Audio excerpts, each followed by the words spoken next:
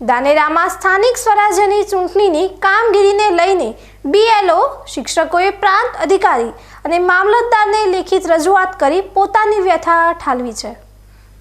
બનાસકાંઠાના ધાનેરા તાલુકામાં આગામી સ્થાનિક સ્વરાજ્યની ચૂંટણીઓને લઈને વહીવટી તંત્ર દ્વારા તૈયારીઓ શરૂ કરી દેવામાં આવી છે, પરંતુ આ ચૂંટણીની કામગીરીમાં શિક્ષકો પર વધારાના બોજાને લઈને હવે વિવાદ છેડાયો છે।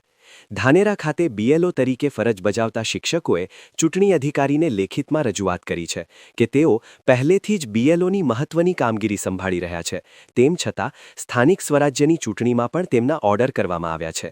શિક્ષકોની મુખ્ય માંગણી છે કે આ ડબલ કામગીરીના બોજાને કારણે શૈક્ષણિક કાર્ય અને અન્ય વહીવટી જવાબદારીઓ પર અસર પડે છે, તેથી ચૂંટણીના વધારાના ઓર્ડર તાત્કાલિક રદ કરવા જોઈએ। આ મામલે અખિલ ભારતીય રાષ્ટ્રીય શૈક્ષિક મહાસંઘે પણ મેદાનમાં ઉતરીને પોતાના લેટરપેડ પર ઉગ્ર રજૂઆત કરી છે। સંઘનો આરોપ છે કે ધાનેરા તાલુકામાં અનેક એવા શિક્ષકો છે જેઓ પોતાની રાજકીય લાગવગ કે ઓળખાણનો ઉપયોગ કરીને વર્ષોથી ચૂંટણીની કામગીરીથી અળગા રહે છે, જેના કારણે અન્ય શિક્ષકો પર કામગીરીનું ભારણ સતત વધી જાય છે। જે શિક્ષકો માત્ર રાજકારણ રમીને ફરજમાં બેદરકારી દાખવે છે તેમને ફરજિયાતપણે ચૂંટણીની કામગીરી સોંપવી જોઈએ, જેથી સમાનતા જળવાઈ રહે। શિક્ષક સંગઠને તંત્રને સ્પષ્ટ શબ્દોમાં જણાવ્યું છે કે ઇરાદાપૂર્વક ચોક્કસ શિક્ષકોને જ દૂરના સ્થળે અને વધુ કામગીરી સોંપવામાં આવે છે, જે સહન કરવામાં નહીં આવે। વહીવટી તંત્ર જો યોગ્ય રીતે તપાસ કરીને લાગવગ ધરાવતા શિક્ષકોને પણ આ પ્રક્રિયામાં સામેલ કરે તો કામગીરીનો બોજો વહેંચાઈ શકે તેમ છે। પ્રાંત અધિકારી અને મામલતદારને આપવામાં આવેલા આવેદનપત્રમાં શિક્ષકોએ ન્યાયની અપેક્ષા વ્યક્ત કરી છે।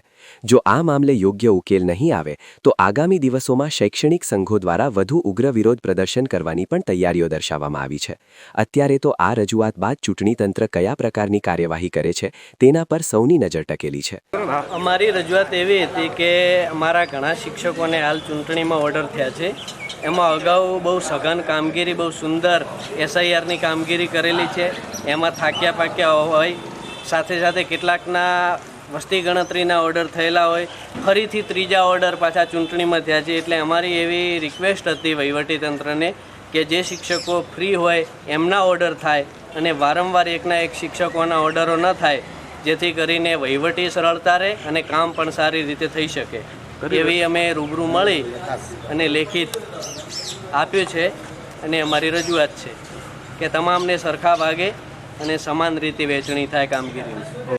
ચૂંટણી પૂર્વે જ ધાનેરામાં શિક્ષકોના ઓર્ડર બાબતે સર્જાયેલો આ વિવાદ વહીવટી તંત્ર માટે એક નવી મૂંઝવણ ઊભી કરી રહ્યો છે।